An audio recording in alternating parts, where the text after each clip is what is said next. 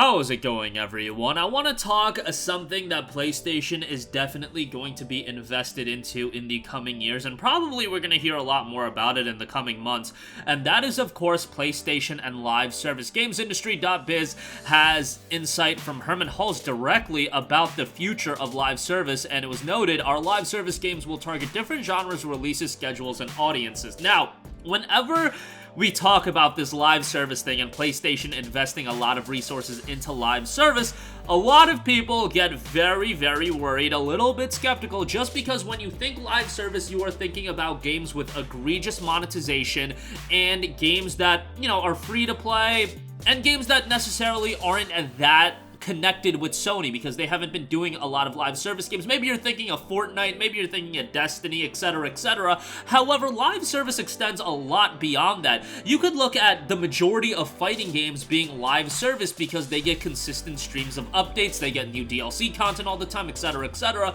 You could look at a lot of first-person shooters. Call of Duty, that's a live service game. So live service isn't this box that's just free-to-play games, and a game that's free to play doesn't necessarily mean it has to be bad. Look at A Path of Exile. That's a game that's free to play, and it's incredibly compelling even as a free to play project. And even Destiny 2. I know some people don't love Destiny 2, but Destiny's a game that has a lot of popularity, and it is in fact a live service game. And Hermen Hulst spoke about it to Games Industry and noted, "We understand the competitive environment that is out there and the time investment from players that live service offers." That's something that I've been talking about so often. You can make 10, 20, 50 live service games, but at the end of the day, even if it's got the PlayStation label on it, live service games for the most part are games that require, to be sustainable, requires a high level of player investment. With that level of player investment, it is impossible to expect everybody to play every live service game you put out, even the most hardcore of hardcore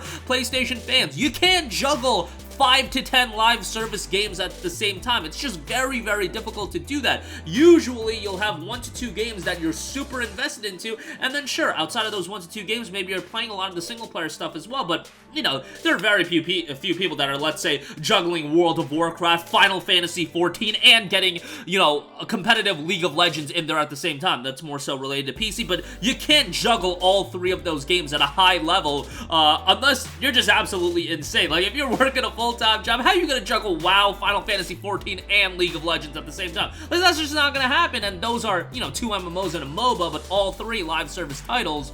And you can't be expecting somebody to, let's say, be juggling Last of Us Factions, an MMO that they put out, and Destiny 2, which Bungie is a PlayStation studio, so, take that. But who's gonna be juggling Last of Us Factions, let's say the Horizon multiplayer title, and Destiny 2 all at the same time, and gonna be invested into all of them, juggling them all at the same time? That's just very rare, and, most people are gonna have 1 to 2 games at most that you can be invested into. As far as live service goes, he continued, "There is a risk that we talk about live service in generic terms as if it's a single genre or even a single business model. PlayStation Studios are making a variety of games that could be referred to as live services, targeting different genres, different release schedules, and at different scales. We're also creating games for different audiences, and I take confidence from our track record in creating worlds and stories that PlayStation fans love." First of all, targeting different audiences and different gamers, I think it is imperative, and I've said this over and over again, that yes, Sony should probably stay away, at least for now. I understand their thinking to not put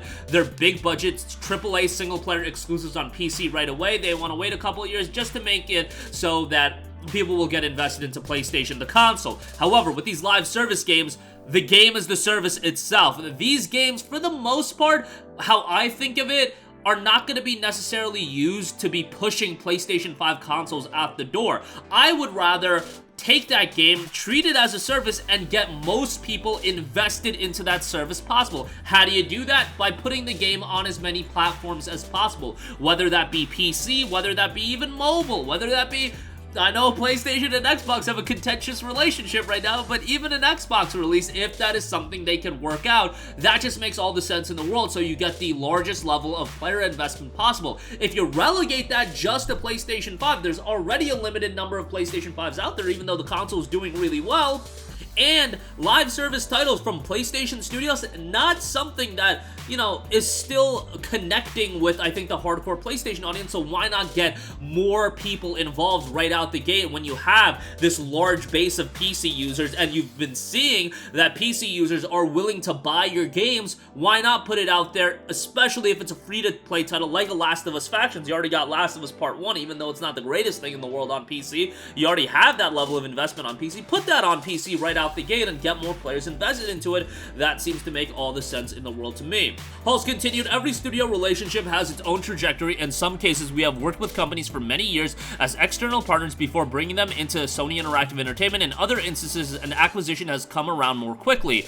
It depends on what the studio needs to grow and succeed and what makes sense for both sides. We have been working closely with Firewalk for a while now. We have both really enjoyed that process, and we have incredible confidence in what they are creating, so this felt like a very natural step. The priority is for each studio to deliver their own project to make the best game that they can, but PlayStation Studios works as a global network of studios and central technology and service teams. We work hard to offer an environment where teams can collaborate on anything they wish to, whether that is game design, audio, animation, or anything else. Live services bring new and complex challenges, so it's incredibly valuable to have individuals and teams who have been through those and can offer help and advice to others.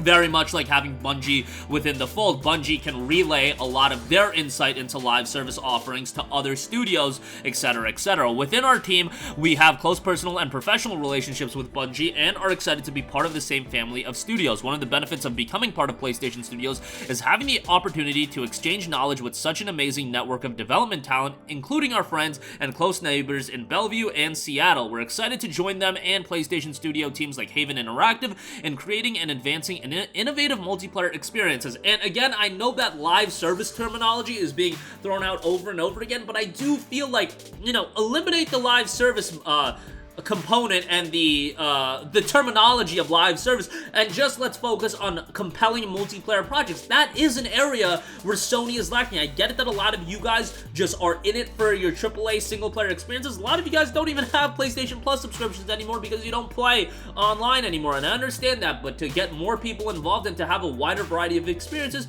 you do want compelling multiplayer titles. And what was the last PlayStation-published big-budget multiplayer first-person shooter? It hasn't happened in a long time, at least one that has gained a lot of traction, and I can go back to a game like Killzone 2 over and over again, but that was, to me, a high mark for Sony as far as compelling multiplayer projects. The PlayStation 3 in that time period was just in an awkward phase. Killzone 2 came out February of 2009. PlayStation 3 Slim hadn't even been out there at that point, and PS3 was the most expensive console on the market, so, you know, it was an unfortunate time to release that game, but nevertheless, that's a franchise that I think they could do a lot more. And Firewalk joining the PlayStation family is a step in our mission to bring new AAA game teams and new AAA IP to life and prove by uniting, guiding, and empowering talented teams with a focus on culture, we will succeed. So there you go with that. Again, Sony is clearly incredibly invested into the live service model going forward, and I think, you know, looking at the market, they'd be foolish not to at least give it a chance in terms of being very invested into it. But we've seen games in the past. Look, there's a lot of these live service games, multiplayer titles, we can just call them multiplayer games, that come out, and sure, some of them will click, some of them will resonate at a high level, but it's impossible to expect all of them to click. You really, if you got, you know, 10, 15, 20 games, how many of those will resonate at a high level? Probably a small percentage of them, and that's just the reality of the situation, and I constantly say it, there's other variables involved outside of just being a good game. It's sometimes just timing, and sometimes at that perfect time and place where people are craving a certain type of experience, the IP is big enough, and that's something that Sony does have an advantage on. They can lean on a couple of their IPs that already have some cachet. They don't necessarily have to just create new IP after new IP in the live service model. They have a Horizon, they have Last of Us, they have, if you want to go back to Killzone, if you want to go back to, you know, Firewall Zero Hour, whatever the case may be, you have these IPs you can lean on from PlayStation's history, and Horizon, a mostly single-player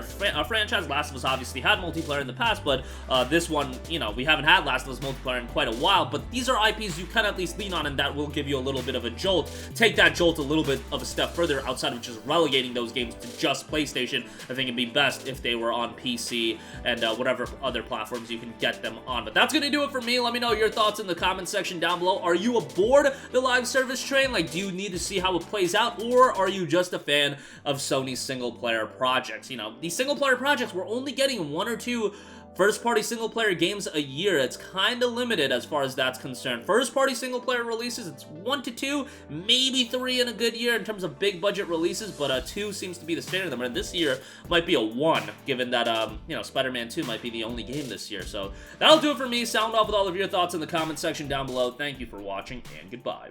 Hey guys, we hope you enjoyed the video, and if you did, make sure to hit the subscribe button, and if you're already subscribed, do us a favor and hit the bell icon. This way you'll be notified whenever we post a new video. That's the best way to keep up with all of our uploads, and we usually try to upload 2 videos a day. And with the bell icon hit, you'll be notified whenever we do upload a video. As always, thanks for watching.